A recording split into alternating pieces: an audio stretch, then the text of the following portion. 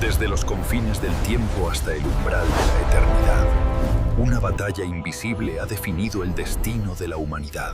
¿Estás listo para confrontar la verdad que transformará tu perspectiva para siempre? Capítulo número 2 del conflicto de los siglos. Vamos a dar inicio a nuestra sesión de hoy, que tiene como título La fe de los mártires. Vamos a analizar el conflicto histórico entre la persecución imperial, la persecución de los cristianos por medio del Imperio Romano, y el peligro del compromiso, ¿sí? Donde desde las catacumbas de Roma hasta la comunidad moderna, el capítulo 2 narra la historia de la sangre y la estrategia de supervivencia de los primeros cristianos de la iglesia primitiva. ¿Cómo inicia esto? ¿Cuál es el contexto de esto? Vamos a encontrar que todo este acontecimiento Jesús lo había predicho anteriormente. En el Monte de los Olivos, que relata exclusivamente Mateo 24, encontramos a Jesús llorando, y Jesús les va a decir a sus discípulos de que el camino no sería fácil.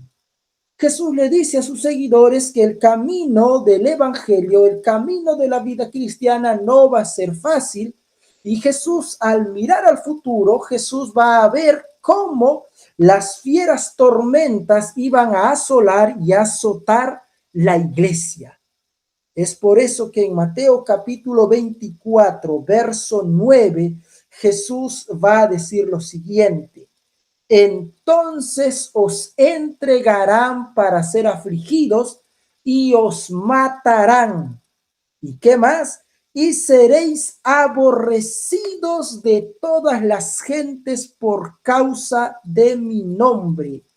Jesús le dijo esto a sus discípulos con antelación, que iban a ser perseguidos, que iban a ser aborrecidos, que iban a ser muertos por la causa del nombre de Jesucristo. ¿Por qué? Porque se iba a levantar una enemistad. La enemistad que se levantó contra Jesús no murió con él, sino que ahora se va a transferir inevitablemente a aquellos que propagan su nombre, inevitablemente a aquellos que predican el evangelio, inevitablemente a aquellos que intentan y quieren y viven de acuerdo a la enseñanza de Jesucristo, a los cristianos. Y va a dejar en claro que el camino al cielo no es un camino de color de rosas, sino es un camino de humillación y de escarnio, porque Jesús les está diciendo: os van a entregar para ser afligidos, os matarán y seréis aborrecidos de todas las naciones por causa de mi nombre, por causa del nombre del Señor Jesús. Aquí viene lo interesante. A usted, cuando se convirtió al evangelio, le dijeron que le iban a odiar, le iban a matar y le iban a perseguir y a aborrecer. Hacedmelo saber allí en el chat, ¿sí? Si a usted le hubiesen dicho: mira, si aceptas a Jesús, vas a ser afligido, perseguido, muerto y aborrecido, ¿hubieses aceptado el evangelio? Pensadlo, ¿sí? Pero recordad que Jesús le está diciendo a sus discípulos: miren, os va a pasar todas estas cosas por causa de mi nombre. Y vamos a ver que esto fue lo que pasó. Vamos a encontrar que el capítulo 2 nos va a explicar que ahora esto, lo que Jesús les dijo a sus discípulos, se cumple detalladamente después de la muerte de su maestro. Aquí estamos hablando ya de que Jesús asciende al cielo en el año 31, en el año 34 se cierra el tiempo de gracia para el pueblo judío, y ahora va a subir al poder un emperador que va a gobernar Roma de tal manera que Roma se va a convertir en un elemento utilizado por Satanás para matar, perseguir, acribillar y afligir a los creyentes. ¿Sí? ¿Por qué? Porque el paganismo, preveyendo el futuro, el triunfo del evangelio, preveyendo de que si el evangelio progresa, va a traer como consecuencia la caída de sus templos, va a responder con una furia terrible en contra de los creyentes, ¿sí? Bajo el imperio, bajo el gobierno de Nerón, Nerón gobernó del año 54 hasta el año 68 antes de Cristo, después de Cristo. Dentro de su gobierno, los cristianos fueron culpados de hambres, de pestes, de terremotos y de otros muchos males. ¿Y qué se hacía con los cristianos? Con los cristianos se los cubría con pieles de animales salvajes y eran lanzados al circo romano para ser despedazados por los perros. Eran lanzados al circo romano para ser despedazados por las fieras, por los leones, por los tigres, ¿sí? Y esto se utilizaba para entretener al pueblo romano, para entretener a la plebe. No solo ello, otros cristianos fueron clavados en cruces, otros fueron quemados vivos como antorchas humanas, y otros en su agonía servían de entretenimiento y eran saludados con risotadas dentro del Coliseo romano. Esclavos, pobres, ricos y nobles fueron muertos sin misericordia. ¿A causa de qué? A causa de Jesucristo, a causa del evangelio, y tuvieron que sellar, y tuvieron que dar testimonio de su fe, no repartiendo volantes. Tuvieron que dar testimonio de su fe, no compartiendo el link de los estudios. Tuvieron que dar testimonio de su fe con su vida. Bien.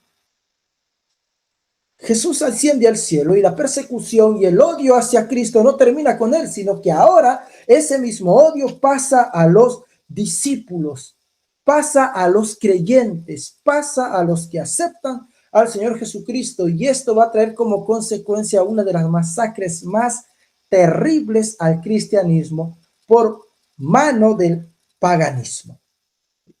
Pero ¿qué sucede? ¿Qué sucedía con los cristianos en medio de esta persecución, en medio de estos desastres que estaban aconteciendo? Empezó una persecución tan encarnizada que los cristianos tuvieron que encontrar refugio en lo profundo de la tierra. La tierra empezó a dar protección y refugio a los cristianos, ¿sí? Porque los cristianos eran perseguidos como animales. Los discípulos van a buscar ahora donde asilo bajo tierra. En las catacumbas de Roma, en las galeras subterráneas cavadas en la tierra y en piedra, se van a convertir en el hogar, en la iglesia y en el cementerio de los cristianos. Allí en las catacumbas vivían. En las catacumbas ellos hacían sus servicios religiosos. En las catacumbas mismas enterraban a sus muertos. ¿A causa de qué? A causa de la persecución encarnizada que se extendió por toda Judea, por todo Jerusalén. Allí en las catacumbas estaban privados de la luz del sol, estaban privados de los beneficios de vivir en la superficie, pero no se quejaban. En la oscuridad ellos se animaban unos a otros. En la oscuridad ellos oraban al Señor, cantaban al Señor, se animaban unos a otros con fe y con paciencia. Hebreos capítulo 11 nos va a narrar la experiencia de estos perseguidos y nos va a decir que ellos estaban escondidos, ¿sí? En lugares solitarios, en lugares desolados. Anduvieron, dice Hebreos 11, 38, 37 y 38, como destituidos, afligidos, maltratados, de los cuales el mundo no era digno, andando descaminados por los desiertos, por las montañas, por las cuevas, por las cavernas, y el mundo no era digno de estos creyentes fieles que padecían por la causa del evangelio, por la causa de el Señor Jesucristo.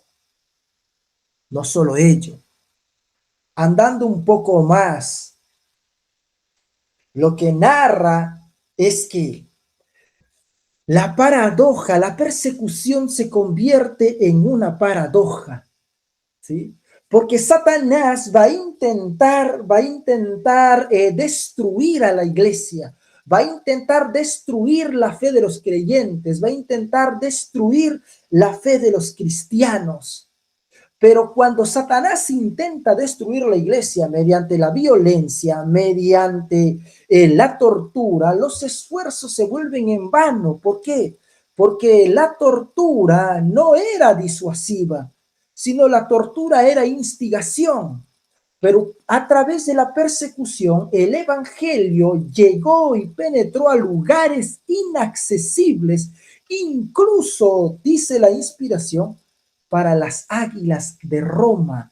Incluso donde Roma no pudo llegar, llegó el evangelio impulsado, ¿por qué? Impulsado por la persecución. Y es allí donde el capítulo hace una mención clara al testimonio dado por Tertuliano. Tertuliano fue uno de los apologetas que fue uno de los defensores del cristianismo que selló su fe con su sangre, que selló su fe con su vida. Y él va a decir, estando ya en el martirio, va a decir lo siguiente: atormentadnos, condenadnos, desmenuzadnos, que vuestra maldad es prueba de nuestra inocencia. De nada os vale de nada os vale vuestra crueldad. No era más que una instigación más poderosa para atraer a otros a la fe de los cristianos. Más somos cuando derramáis más sangre, que la sangre de los cristianos es ¿qué? Es semilla. Satanás, en su afán de exterminar al pueblo del Señor, lo que estaba haciendo es que estaba sembrando la semilla para que surgiesen más cristianos. Estaba sembrando la semilla para que surgiesen más creyentes. Por un cristiano que moría se levantaban 10. La sangre de los creyentes era semilla, ¿sí? Entonces Satanás, queriendo aplacar, queriendo destruir el cristianismo, lo promulgaba. Durante la persecución, la iglesia cristiana creció y creció, y la fe se mantuvo pura y se mantuvo firme. No solo ello, pero ¿qué va a pasar? Satanás sabe, Satanás es astuto. Si hay alguien que sabe y entiende y comprende y puede corregir sus errores, es Satanás. Satanás se dio cuenta que la violencia, el maltrato, la persecución y la matanza no solo multiplicaba los fieles, sino que el adversario, ahora Satanás, se va a dar cuenta de que la persecución hacía que la gente se convierta más, hacía de que la gente aceptara más el evangelio, ¿sí? Satanás ahora va a cambiar de estrategia, de un asalto frontal a la subversión interna. Satanás ahora va a cambiar de estrategia, ¿sí? Y va a cesar la persecución, va a culminar, va a terminar la persecución, y ahora la va a reemplazar ¿con qué? La va a reemplazar con un enemigo mucho más peligroso que la espada: la prosperidad temporal y el honor mundano. ¿Sí? Si Satanás podía inducir al compromiso, la fuerza de la iglesia iba a decaer. Si Satanás podía inducir a que los creyentes pensaran en prosperidad y pensaran en honor, la caída de la iglesia era segura. ¿Sí? Cesa la persecución, termina la persecución y el cristianismo, la iglesia primitiva va a entrar en un momento de mayor peligro en comparación con la seducción del mundo, en comparación con el honor y la prosperidad mundana. La cárcel, el fuego, la persecución y las matanzas habían sido, dice la inspiración, bendiciones disfrazadas. ¿Sí? El fuego, la cárcel, la persecución eran bendiciones para el cristianismo. Lo que la prosperidad temporal, el honor y el compromiso con el mundo va a ser uno de los puntos claves donde el cristianismo va a sucumbir. ¿Sí? La inspiración sigue diciendo que el cristianismo ahora se va a unir con el paganismo. En el año 321, Constantino va a decir, bueno, ya no los perseguimos más. Ahora yo también me voy a convertir al cristianismo. Ahora yo también voy a aceptar el cristianismo. El cristianismo se va a unir con el paganismo y bajo el falso manto del cristianismo se va a realizar una transacción no solo intelectual, sino una transacción hipócrita, una pseudo conversión al cristianismo. ¿Sí? Es aquí donde se cumple lo que Jesús dijo, este pueblo o esta gente de labios me honra, porque ahora el cristianismo se va a hacer popular. ¿Por qué? Porque se va a unir con el paganismo.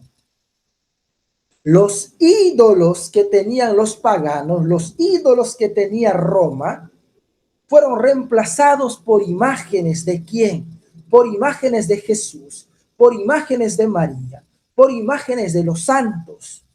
Los ídolos que tenía Roma como sus dioses Mercurio, como sus dioses Júpiter, como sus dioses Marte y el dios Sol Mitra, van a ser reemplazados por las imágenes de Jesús y por las imágenes de los santos. La iglesia ganó poder, el cristianismo ganó poder institucional, pero el cristianismo cambió piedras o cambió oro por piedras. El cristianismo, al ganar poder institucional, perdió su pureza, perdió su fuerza espiritual, perdió la guía del Espíritu Santo. El verdadero servicio a Dios, el verdadero servicio de adoración, se transformó en ritos supersticiosos. Ritos supersticiosos se van a incorporar al culto religioso. ¿Sí? La inspiración va a decir que en este periodo la Biblia no fue aceptada como norma de fe. La doctrina de la libertad religiosa se la va a llamar herejía y sus defensores fueron aborrecidos y fueron proscriptos, porque la bandera de la idolatría se implantó dentro del cristianismo, dentro de la iglesia cristiana. ¿Por qué? Porque se unió el paganismo con el cristianismo. ¿Sí? No solo ello. ¿Qué va a suceder? Esta mezcla de cristianismo y paganismo va a traer como consecuencia dos tipos de creyentes, ¿sí? Dos clases de creyentes, porque aún en sus mejores tiempos, la iglesia cristiana no fue perfecta, ¿sí? No fue perfecta. ¿Por qué? Porque siempre han existido dos grupos de creyentes. Unos creyentes fieles, otros creyentes transigentes. Unos creyentes que se mantenían de parte de la verdad, aunque se desplome en los cielos. Otros creyentes que iban tras su beneficio, tras aquello que les gustaba, tras aquellos que les producía alegría, gozo, placer. Y en la inspiración hace una comparación, ¿sí? Como los 11 apóstoles, dentro de los apóstoles habían 11 fieles y uno que era traidor. Dentro de los que buscan la verdad y corregir sus defectos, hay gente que rehúye a la represión y se enojan y se van de la iglesia cuando se les reprende porque están haciendo algo mal. Los fieles aceptan la reprensión y purifican su carácter, pero los transigentes, a pesar de que se les muestra la luz, se entregan a su mente a tempestades, a ideas tenebrosas, a criterios y a ideas que ellos mismos se han hecho en su cabeza, que no tienen relación con la palabra del Señor, y traicionan la verdad cuando no les conviene. Traicionan la verdad cuando la verdad no está en armonía con lo que ellos quieren. Siempre han habido dos tipos de creyentes. Mi pregunta es para ti que estás en esta reunión y para ti que vas a seguir con estas presentaciones, ¿qué tipo de cristiano eres tú? ¿Eres de los fieles o eres de los transigentes? ¿Eres de los que siguen a Jesús y al Evangelio por encima de cualquier dificultad o circunstancia? ¿O eres de los que cambian su fidelidad como cambian las circunstancias? Mientras la persecución duró, la iglesia cristiana permaneció relativamente pura. Pero cuando vino la paz, cuando Roma dejó de perseguir, el terreno quedó listo para que la levadura del error creciera sin freno dentro de la iglesia cristiana. Es más, es allí donde se va a producir esta ruptura. Ya estamos hablando de esto en los primeros siglos de la experiencia cristiana.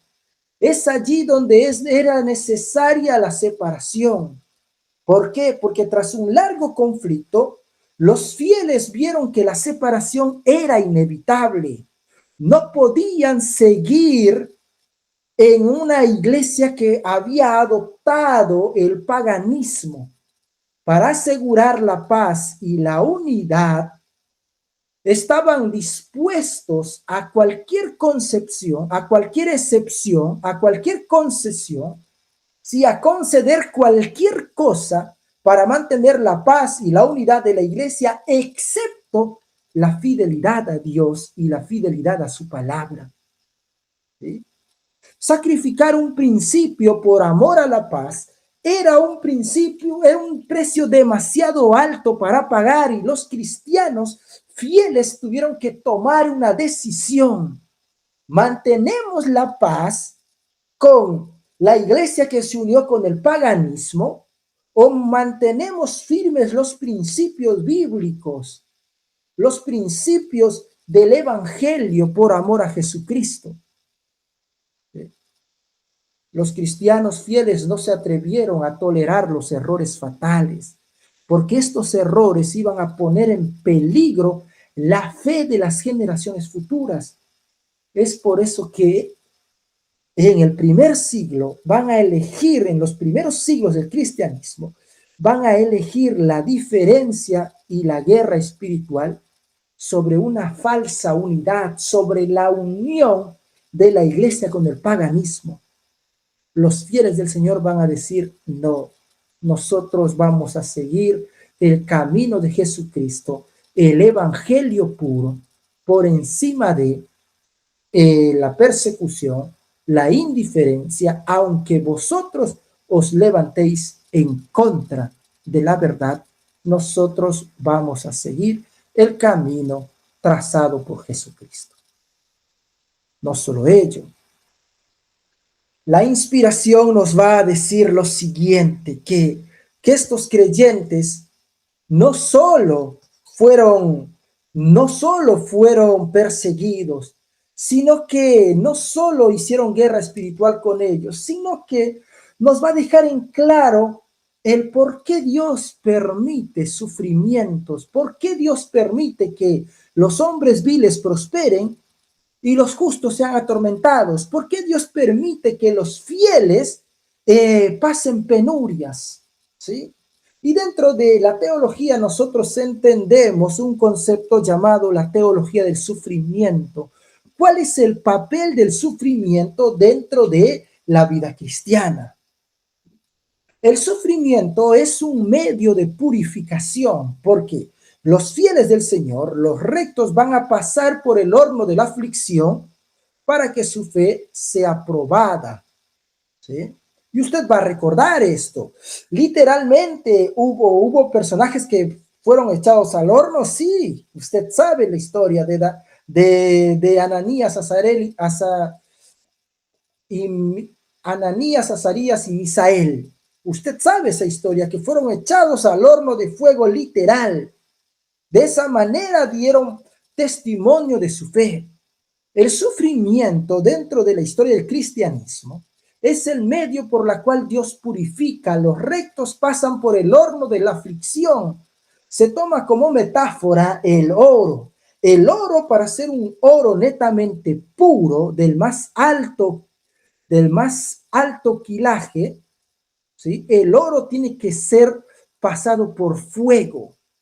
Y el oro a una temperatura elevada, el oro incluso se hace transparente, donde no queda nada de escoria, ¿sí? De esa manera el sufrimiento es el medio, es el horno de purificación por la cual pasan los fieles. No solo ello. Es en el sufrimiento donde se produce la revelación o la manifestación de quienes, de los verdaderos creyentes, de los falsos.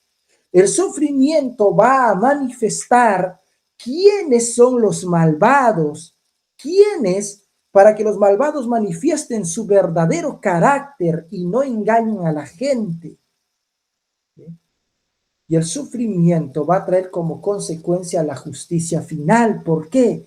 Porque la conducta intachable de los mártires sirve como una condena final para los impíos. Es por eso que el apóstol Pedro nos va a decir lo siguiente, que el Señor no retarda su promesa, como algunos tienen por tardanza, sino que Él quiere que todos se arrepientan, que todos vengan al arrepentimiento y se beneficien del evangelio. Dios no abandona a sus hijos, pero permite que el mal llene su medida antes de la destrucción final.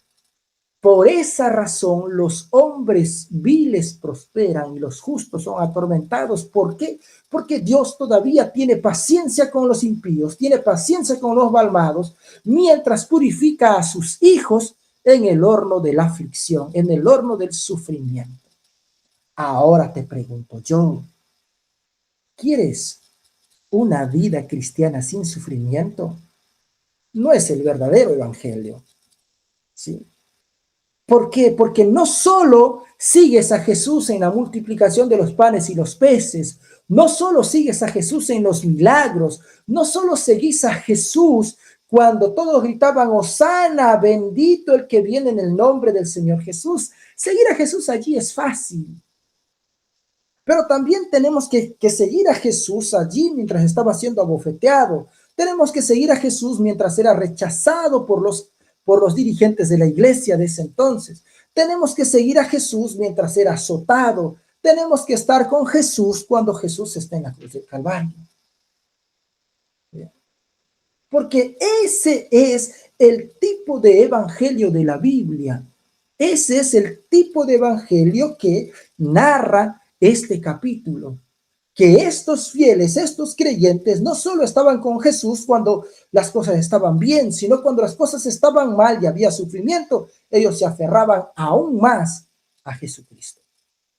¿Qué vas a hacer vos cuando las cosas no vayan como tú quieres? ¿Vas a renegar contra el Evangelio, contra el Señor Jesucristo y contra su palabra? ¿O vas a asirte y aferrarte cada vez más al Señor Jesús y a su promesa? No solo ello. La Biblia va a decir que Jesús es ¿qué? Jesús es príncipe de paz. Pero la profecía de Isaías va a decir que Jesús es un príncipe de paz, que el evangelio trae paz, pero también el evangelio trae espada. Y vas a tener que elegir entre la espada y la paz, ¿sí? Porque los ángeles van a cantar en Isaías diciendo, paz en la tierra y buena voluntad. Pero Jesús al venir, Jesús va a decir, no he venido a traer paz, sino espada. ¿Por qué paz y por qué espada y no paz? Porque el evangelio es necesario que haga división. ¿División de qué? División entre lo correcto y lo incorrecto. División entre lo santo y lo profano. División entre el cristianismo y el paganismo. División entre la verdadera religión y el verdadero cristianismo, de un cristianismo mezclado con paganismo. Pero ¿cómo se reconcilia esto que los ángeles cantaban paz y buena voluntad en la tierra y Jesús dice yo no vengo a traer paz sino espada? Porque el cristianismo, la inspiración dice que el cristianismo trae paz interior, trae paz en el alma. ¿Por qué? Porque el cristianismo reconcilia al hombre con Dios. El evangelio reconcilia al hombre con Dios y la consecuencia de esta reconciliación viene la paz. Romanos 5:1 dice, justificados pues por la fe tenemos paz para con Dios por medio del Señor Jesucristo. Pero la pureza del evangelio crea una fricción inevitable con un mundo corrupto. La espada no es violencia cristiana. No es que nosotros para predicar el evangelio vamos a tomar la espada. No, no, no, no, no. La espada es la oposición que la verdad despierta en el error. ¿Sí? La verdad se opone abiertamente contra el error. En este sentido, Jesús dice, he venido a traer espada y no paz. He venido a poner en contra a la hija con la madre, a la madre con la hija, a la nuera con la suegra, al esposo con la esposa. ¿Por qué? Porque el evangelio va a hacer una división entre quienes siguen a Jesús, el Cordero de Dios, y entre los que siguen sus propios deseos, sus propias inclinaciones y sus propios gustos. Es por eso que Jesús va a decir, he venido a traer paz, he venido a hacer una división. No solo ello. La pregunta para ir meditando es esta. El capítulo nos invita a reflexionar diciéndonos, si todo esto aconteció en los cristianos primitivos, ¿por qué parece adormecida la persecución en nuestros días?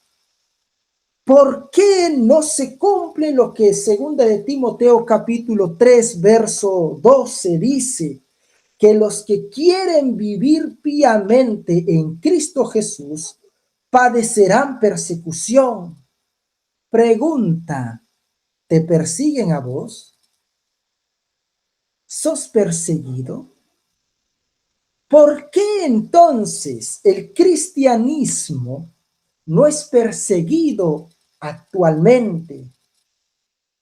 La inspiración dice, no es porque el mundo se haya vuelto más santo, no es porque haya mucha gente cristiana, no es porque haya muchos creyentes en el evangelio y muchos han aceptado el evangelio, no es por eso. No es porque el mundo se haya convertido al cristianismo, sino es porque la iglesia se ha conformado a las reglas del mundo. No hay persecución porque no hay fricción. No hay persecución porque no hay diferencia entre el cristianismo y el paganismo. No hay diferencia. ¿Sí? ¿Por qué? Porque nuestros mensajes cada vez más intentan ser lo más suave posible con tal de que no genere incomodidad, porque si la gente se incomoda, se va y no viene más a la iglesia. Ay, no, porque no tenemos que decir esto, porque si decimos lo que la Biblia dice, tal vez a la gente no le va a gustar. Entonces hay que ajustar o hay que reinterpretar lo que la Biblia dice. ¿Sí? No existe persecución ahora. ¿Por qué? Porque no hay fricción entre el cristianismo y el paganismo, entre el cristiano y el mundano. ¿Sí? Porque cada vez más el cristiano busca parecerse al mundano. Y es aquí donde se responde a esta pregunta. No hay persecución ahora. ¿Por qué? Porque la iglesia se ha acomodado a las normas y a las leyes del mundo, dice la inspiración. Pero, ¿cuál es el costo pagado de esta acomodación? ¿Por qué el cristianismo es tan popular en el mundo? ¿Por qué el cristianismo es una de las más grandes religiones en el mundo? ¿Por qué? No es por su victoria. ¿Sí? No es porque el cristianismo es tan popular porque miles y millones de personas son cristianos fieles. No, no. El cristianismo es tan popular porque la popularidad del cristianismo es una señal de rendición. Es popular el cristianismo porque por el espíritu de transigencia con el pecado. El cristianismo ha buscado cada vez más acomodarse al mundo. El cristianismo es popular por la indiferencia a las grandes verdades de la palabra del Señor. El cristianismo es tan popular hoy, ¿por qué? Porque no se enseña la palabra del Señor, se enseña cualquier cosa. Ve a escuchar alguna predicación en alguna iglesia. Se enseña cualquier cosa, menos la palabra del Señor. Y si se enseña la Biblia, se enseña un textito de la Biblia. Por ejemplo, todo lo que pidieres al Padre en mi nombre os será hecho. ¿Viste? El Señor dice que todo lo que pidas en el nombre de Jesús te va a dar, así que pedite un carro, pedite tal cosa, pedite esto que Dios quiere que tú prosperes. Pero más no se enseña el contexto completo que Jesús está diciendo, bueno, si tú vives bajo mis ordenanzas, si cumples mis mandamientos, si haces mi voluntad, todo lo que pidieras al Padre en mi nombre os será hecho. El cristianismo es popular hoy, ¿por qué? Porque hay ausencia de piedad vital en la iglesia.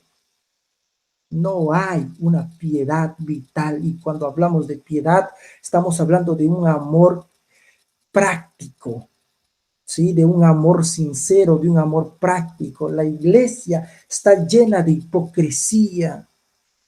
Y esa es la razón por la cual la iglesia ha perdido su poder. Y la inspiración nos dice que el cristianismo es popular por esa razón, porque la paz actual de la iglesia se ha comprado al precio de su pureza. La iglesia ha cambiado la pureza del evangelio y de la Biblia. ¿Por qué? Por la paz actual. Pero, pero, el fuego está dormido. La inspiración termina diciendo lo siguiente: la oposición no está muerta, solo está inactiva. Revivan la fe y el poder de la iglesia primitiva y el espíritu de persecución que va a revivir también. Cuando se reviva la fe y el poder de la iglesia primitiva, la persecución otra vez, el fuego de la persecución se va a encender. Pero ¿sabes cuál es el problema? Que yo no quiero ser perseguido. ¿Qué dice usted? ¿Quiere ser perseguido? ¿O ora al Señor para que no lo persigan? Mientras estamos buscando estar en paz con el mundo, mientras no revivamos la fe de los primeros cristianos, de los cristianos primitivos, el poder de la iglesia primitiva, no va a haber persecución. Los verdaderos discípulos siempre van a despertar odio en quienes siguen los senderos del mal. Recuerde que Jesús dijo que eres la sal de la tierra, no el caramelo del mundo, pero yo quiero caerle bien a medio mundo. Es por eso que como quiero caerle bien a medio mundo, entonces me voy a complacer y voy a bajar los principios para que el otro no se incomode. No, los verdaderos discípulos siempre van a despertar odio de quienes siguen los senderos del mal. Porque recuerda esto, el camino al cielo sigue siendo estrecho. No crea que el camino al cielo ahora se ha hecho ancho. No, no, no. Jesús dijo que hay dos caminos, uno que lleva a la perdición y a la muerte eterna, el otro que lleva al cielo. Y el camino que lleva al cielo sigue siendo estrecho. ¿Por qué camino quieres andar vos? ¿Eh? ¿Por qué camino quieres andar? Y si quieres andar por el camino estrecho, bienvenido seas, porque nosotros intentamos seguir ese camino. Intentamos que nuestra vida se asemeje cada vez más a la vida de Jesucristo y a su palabra. Pero eso es posible y va a ser posible solo por la obra del Espíritu Santo en cada uno de nosotros.